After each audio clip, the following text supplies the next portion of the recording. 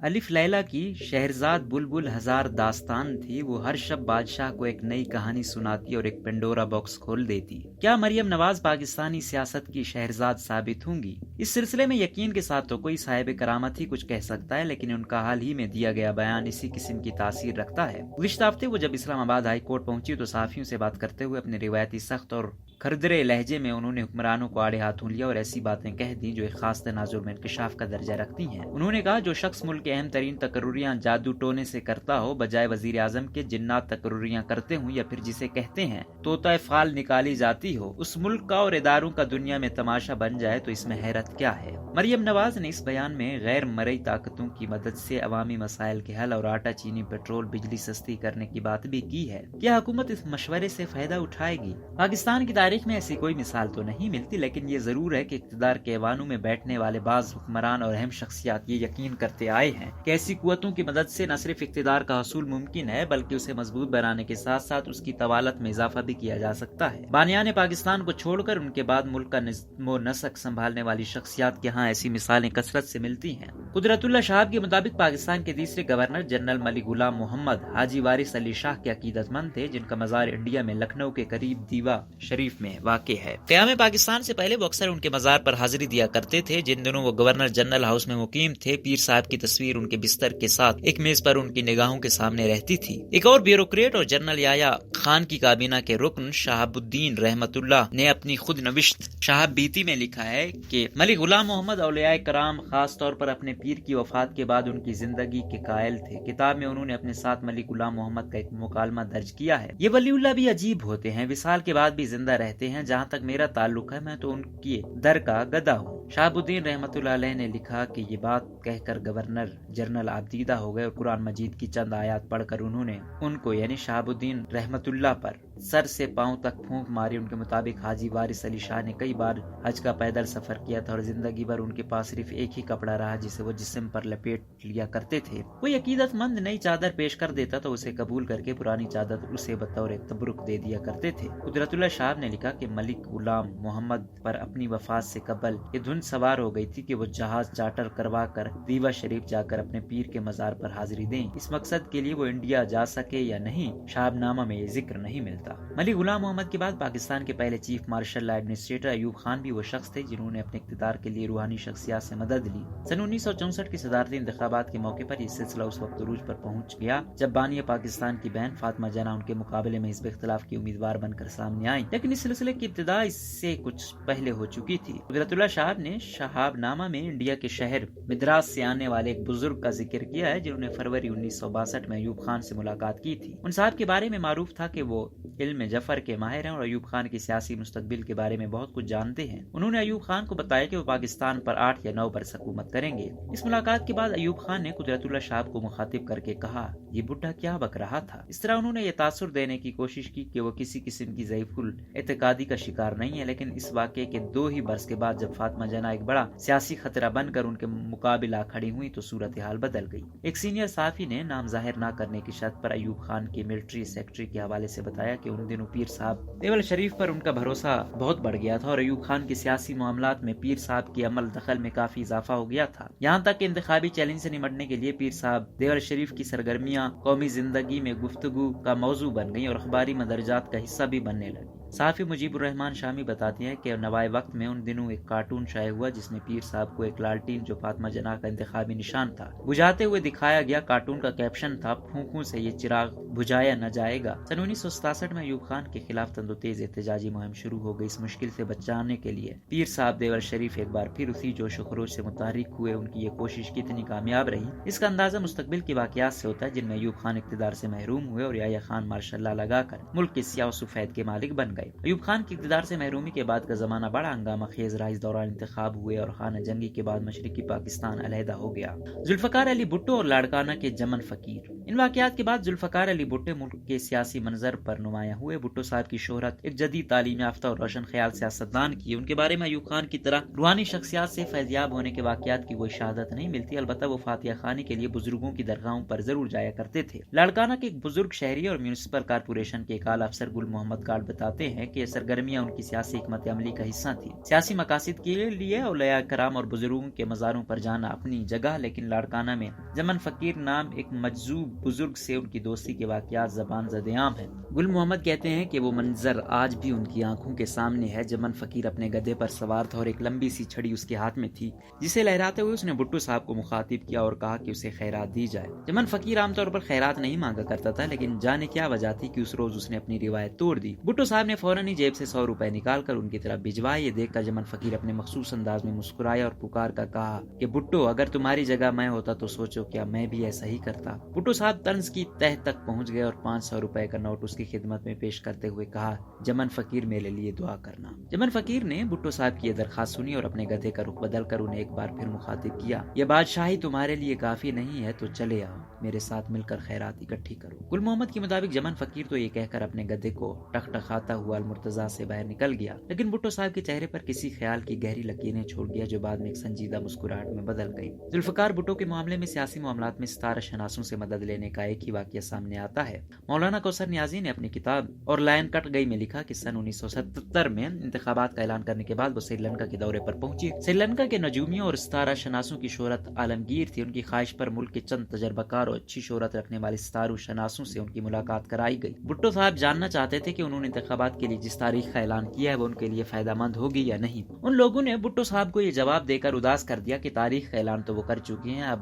وہ ان سے کیا جاننا چاہتے ہیں۔ ستارہ شناسوں اور مستقبل کے بارے میں پیش گوئیاں کرنے والوں سے ان کی دلچسپی کا یہی ایک واقعہ ریکارڈ پر ہے۔ بھٹو صاحب کی پھانسی کے وقت کے بارے میں صحافی طاہر خلیل نے اپنی یادوں کو ٹٹولتے ہوئے بتایا کہ مجھے یاد ہے بھٹو صاحب سے آخری ملاقات ان کی پہلی اہلیہ شیریں امیر بیگم نے کی تھی۔ ان دنوں وہ راولپنڈی کے راول ہوٹل میں ٹھہری، اپنے اس قیام کے دوران وہ چکلالہ میں کسی بزرگ کے پاس دعا کے لیے جایا کرتی تھی۔ بے نظیر بھٹو۔ ذوالفقار علی بھٹو کے مقابلے میں ان کی صاحبزادے اور ان کی سیاسی جانشین بے نظیر بھٹو کا معاملہ مختلف تھا۔ ایک انڈین صحافی KRN سوامی نے اخبار دی ٹریبیون میں شائع ہونے والے فیچر میں لکھا تھا کہ سن 1980 یعنی اپنے والد کی پھانسی کے ایک برس بعد بے نظیر بھٹو بنگلہ دیش کے دورے پر پہنچی، جہاں انہوں نے ایک معروف پیر سے ملاقات کی۔ اس موقع پر انہوں نے پیر صاحب سے دریافت کیا کہ ان کے والد کے قاتل کب تک اپنے انجام کو پہنچیں گے۔ یہ سوال سن کر پیر صاحب نے کچھ دیر کے لیے آنکھیں بند کر لیں، پھر کہا، جب عام ہوا میں اڑیں گے۔ بے نظیر بھٹو نے اس سلامتی جملے کی وضاحت چاہی تو پیر صاحب نے جواب دینے سے انکار کر دیا۔ بے نظیر بھٹو سن 1988 کے انتخابات میں کامیابی کے بعد جب وزیر اعظم منتخب ہو گئیں تو انہوں نے اپنے اولین فرصت میں 2 اکتوبر 1999 کو بنگلہ دیش کا دورہ کیا۔ اس دورے میں حافظ طاہر خلیل بھی صحافیوں کے وفد میں شامل تھے۔ وہ بتاتے ہیں کہ اس موقع پر وہ ملاقات کے لیے خصوصی طور پر ان پیر صاحب کے ہاں پہنچی۔ پیر صاحب سے ملاقات کی تفصیلات تو دستیاب نہیں ہیں، لیکن حافظ طاہر خلیل بتاتے ہیں کہ پیر صاحب سے ملاقات کے پروگرام کا چرچا ہوا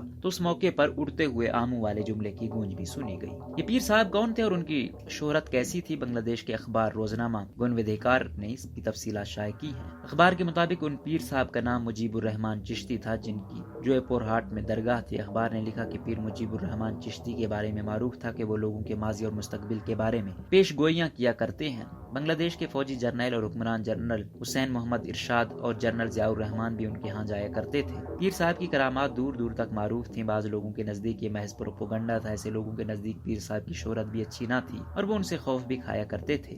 روحانی شخصیات سے مدد لینے کے لیے ان کے ہاں جانے کے علاوہ مختلف مزاروں پر بے نظیر کی حاضری کے واقعات بہت معروف ہیں۔ انڈیا کے NDTV کی ایک رپورٹ کے مطابق انہوں نے 2003 میں اجمیر شریف کی درگاہ پر حاضری دی تھی۔ اس دورے کا بظاہر مقصد یہ تھا کہ ان کے اسیر شوہر کی جلد رہائی ممکن ہو جائے۔ NDTV کے مطابق آصف علی زرداری جب رہا ہو گئے تو انہوں نے اپنے شوہر کے ہمراہ شکر گزاری کے لیے اجمیر شریف کا ایک بار پھر دورہ کیا اور اس موقع پر انہوں نے وہاں تاثرات کی کتاب میں اپنے تاثرات بھی قلم بند کیے۔ پاکستان میں اولیاء کرام کی بہت سی درگاہوں پر بے نظیر کی حاضری کی تفصیلات دستیاب ہیں، جن میں لال شہباز قلندر کا مزار خاص طور پر قابل ذکر ہے۔ لاہور میں ان کے ایک جلوس کا روٹ خاص طور پر اس طرح بنایا گیا تاکہ وہ بی بی پاک دامن کے مزار پر حاضری دے سکے۔ لاہور ہی میں وہ حضرت علی حجویری المعروف داتا گنج بخش کے مزار پر بھی کئی بار حاضر ہوئیں۔ گل محمد بتاتے ہیں کہ بے نظیر بھٹو کے آبائی قصبے رتو ڈیرو میں فقیر نصیر ناریجو نامی ایک پیر یا عامل کی بڑی شہرت تھی۔ بڑے بڑے لوگ اور بیوروکریسی کے افسران ان کے پاس آیا کرتے تھے۔ شہرت تھی کہ یہ صاحب عجیب و غریب باتیں کیا کرتے ہیں اور لوگوں کو ان کی زندگی کے بارے میں اہم اور غیر معمولی باتیں بتایا کرتے ہیں۔ ان کی شہرت کا سن کر بے نظیر بھٹو ایک بار ان کی درگاہ پر خود گئیں اور اس کے بعد انہیں اپنے گھر بلا کر ان سے مشورے کرنے لگی۔ انجم نیاز کے مطابق بے نظیر بھٹو اسلام آباد کے ایک نواحی علاقے چک شہزاد میں ملتانی بابا کے نام سے معروف پیر سے ملاقات کے لیے بھی جایا کرتی تھی اور ان کے سامنے زمین پر بیٹھا کرتی تھی۔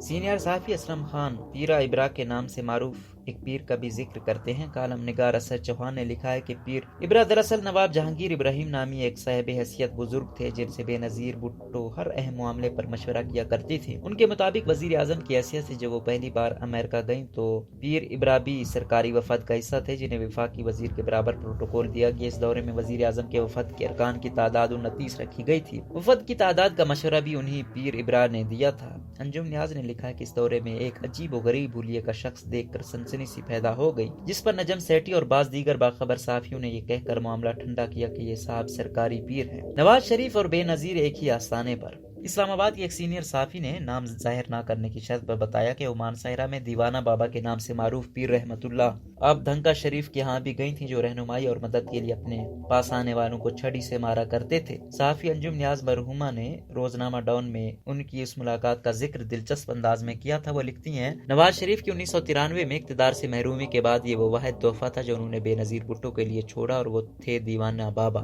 بے نظیر کو یقین تھا کہ اگر اس بزرگ نے نواز شریف کو 2 بار اقتدار دلوایا تو ان کی دعائیں خود ان کے لیے بھی برکت ثابت ہوں گی۔ دیوانہ بابا کے ہاں سابق وزیر اعظم نواز شریف کیوں حاضر ہوئے، اس کی تفصیل اس دورے میں ان کے ساتھ موجود صحافی عمر فاروق کو آج بھی یاد ہے۔ عمر فاروق نے بتایا کہ نواز شریف وہاں اپنی خواہش کے تحت نہیں گئے تھے، بلکہ انہوں نے یہ دورہ مسلم لیگ نون سے تعلق رکھنے والے ضلع مانسہرہ کے MNA کی خواہش پر کیا تھا۔ عمر فاروق کے مطابق دیوانہ بابا نے نواز شریف کو دیکھ کر انہیں اپنے معروف چھڑی سے مارا اور کہا تمہیں بہت عزت ملنے والی ہے۔ عمر فاروق کا کہنا تھا کہ نواز شریف نے دیوانہ بابا سے ملاقات کو کوئی خاص اہمیت نہیں دی اور وہ ان کے حجرے سے باہر آنے کے بعد معمول کے سیاسی معاملات پر بات چیت کرتے رہے۔ گوہر ایوب خان بھی اس ملاقات میں موجود تھے۔ دیوانہ بابا نے انہیں مخاطب کرتے ہوئے کہا، تم گوہر ایوب ہو نا؟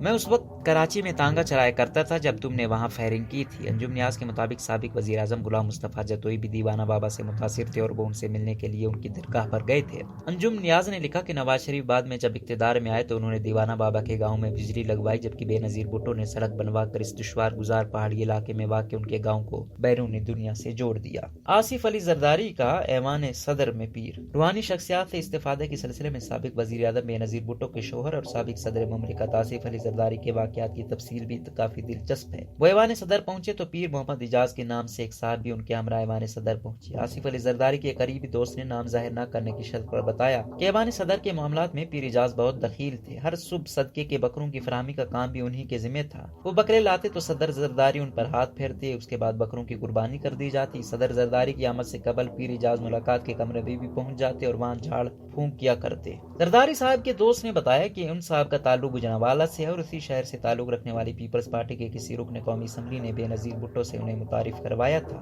اس سوال پر کہ پھر یہ صاحب آصف علی زرداری تک کیسے پہنچے، جواب ملا کہ ایک ہی خاندان کے 2 افراد، خاص طور پر اگر وہ میاں بیوی ہوں تو کسی کی رسائی حاصل کر لینے میں حیرت کی کوئی ایسی بات نہیں، لیکن آصف علی زرداری اور پیر اجاز کی قربت کی ابتدا ایک دلچسپ واقعے سے ہوئی۔ ایوان صدر کے ایک اعلیٰ اہلکار کو آصف علی زرداری کے ایک ذاتی فوٹوگرافر نے، جو پاکستان چھوڑ چکے ہیں، بتایا کہ وہ ایک بار آصف زرداری سے ملنے جیل گئے، جہاں زرداری صاحب کے سر پر پانی کا ایک قطرہ گرا۔ جیل میں یہ کیسے ہو گیا؟ قطرے کے گرنے پر لوگ اس بارے میں خیال آرائی کرنے لگے، جبکہ پیر اجاز نے کہا کہ یہ واقعہ ان کے شاندار مستقبل کا نقطۂ آغاز ہے۔ آصف زرداری کے شاندار سیاسی مستقبل کی پیشین گوئی ایک اور شخصیت نے بھی کی تھی۔ یہ بھی اسی زمانے کی بات ہے جب آصف علی زرداری کراچی جیل میں بند تھے۔ جیل میں ایک بینکر فقیر ممتاز علی منگی بھی کسی مقدمے میں قید تھے۔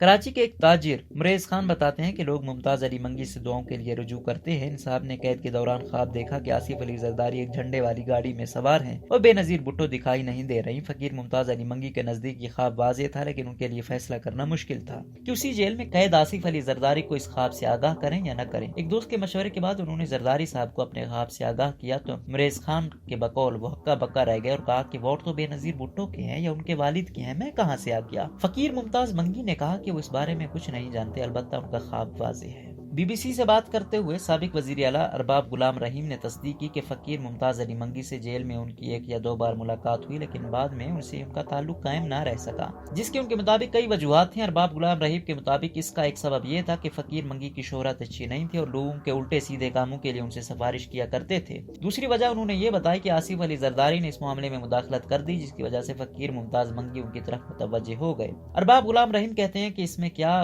بری بات ہے کہ کوئی انسان بزرگوں سے رابطہ کر کے ان سے رہنمائی حاصل کرے۔ فقیر ممتاز منگی کا ذکر کرتے ہوئے انہوں نے سابق وزیر اعظم میاں نواز شریف کا ذکر بھی کیا اور کہا کہ ہمارے اور ہماری حکومت کے کچھ لوگوں کو اس سلسلے میں نشانہ تنقید بناتے ہوئے آپ نواز شریف پر تنقید کیوں نہیں کرتے، جنہوں نے پہلے علامہ طاہر القادری کو اپنی مسجد کا خطیب بنایا اور اس کے بعد ایک نعت خواں کو اس لیے پنجاب میں وزیر بنا دیا کیونکہ وہ ان کے والد مرحوم کی قبر پر جا کر نعت پڑھا کرتے تھے۔ کہا جاتا ہے کہ یہ وزیر اعظم عمران خان کی اہلیہ بشرا بی بی ہی تھیں جس کے مشورے پر عمران خان نے قومی اسمبلی کا اجلاس چھوڑ کر پاک پتن میں بابا فرید شکر گنج کے مزار پر حاضری دی تھی۔ ایک بار وہ اسی درگاہ پر حاضر ہوئے تو اس کے تاریخی دروازے پر اس انداز میں تعظیم بجا لائے جس پر سجدے کا گمان ہوتا ہے۔ یہ واقعہ ملک بھر میں بحث کا موضوع بن گیا جس پر انہوں نے وضاحت کی کہ ان کا یہ عمل خالصتاً اس بزرگ کے احترام میں تھا۔ یہ بھی کہا جاتا ہے کہ بشرا بی بی نے ہی پاناما کیس کے آخری مرحلے میں خان صاحب کو کسی پہاڑی مقام پر ڈیرے لگانے کا مشورہ دیا تھا اور وہ نتھیا گلی کے ریسٹ ہاؤس منتقل ہو گئے تھے۔ یہ تاثر عام ہے کہ عمران خان یہ سب بشرا بی بی کے مشورے سے کرتے ہیں۔ 2 مارچ 2021 کو لاہور میں داتا دربار پر حاضری کے موقع پر بشرا بی بی نے ایک بیان میں اس تاثر کی تصدیق کی تھی اور کہا تھا کہ عمران خان کی ساری کامیابیاں انہی کی وجہ سے ہیں۔ عمران خان کا روحانی طاقت پر اعتقاد نیا نہیں۔ اپنی سن 2011 میں شائع ہونے والی کتاب پاکستان ایک پرسنل ہسٹری میں لکھتے ہیں کہ بہت پہلے سہیوال کے ایک پیر جی نے کہا تھا کہ نہ صرف میں مشہور ہوں گا بلکہ والدہ کا نام بھی روشن کروں گا۔ ایک جگہ لکھتے ہیں کہ جب میں نے کرکٹ سے پہلی بار ریٹائرمنٹ کا اعلان کیا تو لاہور کے نزدیک ایک سرحدی گاؤں میں رہنے والے ایک بزرگ بابا جھلا نے کہا تو ابھی نہیں گیا تو انشاءاللہ ابھی گیم میں ہے۔ کتاب میں ایک اور بزرگ میاں بشیر صاحب کا بھی ذکر ہے، اگر وہ نہ ہوتے تو شاید میں لیمپ بوتھم ہرجانہ کیس میں کنگال ہو چکا ہوتا۔ پاکستان تحریک انصاف کے خلاف فورن فنڈنگ کیس کے مدعی اکبر ایس بابر کی شہرت ان دنوں عمران خان کے ایک بڑے مخالف کی ہے، لیکن عمران خان اور وہ ایک زمانے میں یک جان دو قالب تھے۔ انہیں اگر تحریک انصاف کا شریک بانی کہا جائے تو غلط نہ ہوگا۔ اپنی گفتگو میں انہوں نے ایک واقعے کا ذکر کیا کہ عمران خان جب کرکٹ کھیلا کرتے تھے اس زمان میں ان کی پنڈلی کا فریکچر ہو گیا جس سے یہ خطرہ پیدا ہو گیا کہ فاسٹ بولر کی حیثیت سے کرکٹ میں ان کا کیریئر برقرار نہیں رہ سکے گا۔ ان کی زندگی کا ایک نازک مرحلہ تھا جب سیالکوٹ کے ایک بابا ان کی زندگی میں داخل ہوئے۔ اس بزرگ نے انہیں یقین دلایا کہ ان کا کرکٹ کیریئر نہ صرف برقرار رہے گا بلکہ بہت جلد وہ کرکٹ کے میدان میں غیر معمولی ترقی کریں گے۔ یہ وہی زمانہ ہے جب عمران خان پرستاروں کے ہجوم میں گھرے رہتے تھے۔ ان کے یہی پرستار تھے جو ان کی ذاتی زندگی میں بھی بعض اوقات دخیل ہو جایا کرتے تھے۔ اسی زمانے میں عمران خان کی کوئی انتہائی قیمتی چیز ان کے بیڈ روم سے غائب ہو گئی۔ یہ گمشدگی عمران کے لیے انتہائی پریشان کن تھی اور وہ چاہتے تھے کہ اس چیز کو چرانے والا کسی نہ کسی طرح ان کے سامنے بے نقاب ہو جائے۔ یہ مسئلہ انہوں نے سیالکوٹ والے بابے کے سامنے رکھا تو وہ خاموشی اختیار کرنے کے بعد مراقبے میں چلے گئے۔ کچھ دیر بعد وہ اس کیفیت سے نکلے تو ان کی زبان پر اس چیز کے چرانے والے کا نام تھا۔ بابا نے جیسے ہی انہیں چور کی شناخت بتائی عمران کے چہرے پر مسرت کی کرنیں جگمگانے لگیں۔ عمران خان کے ایام جوانی کے بعد ان کی سیاسی زندگی کی ابتدا میں سے بہت سے واقعات کا تذکرہ ملتا ہے جن میں وہ بعض روحانی شخصیات سے متاثر پائے گئے ہیں۔ ان میں گوجر خان کے پروفیسر احمد رفیق اختر خاص طور پر قابل ذکر ہیں جو مختلف سیاسی مہمات میں کامیابی کے لیے انہیں وظائف بتایا کرتے تھے۔ عمران خان جمع خان سے طلاق کے معاملے پر ذہنی تناؤ کا شکار تھے۔ انہیں سب سے زیادہ پریشانی اپنے بیٹوں کے بارے میں تھی کہ وہ اسے قبول کریں گے یا نہیں۔ یہ پروفیسر احمد رفیق اختر ہی تھے جنہوں نے اس پیچیدہ صورتحال میں ان کی رہنمائی کی اور بتایا کہ ان کے بیٹوں کو اس سے کوئی مسئلہ نہیں ہوگا۔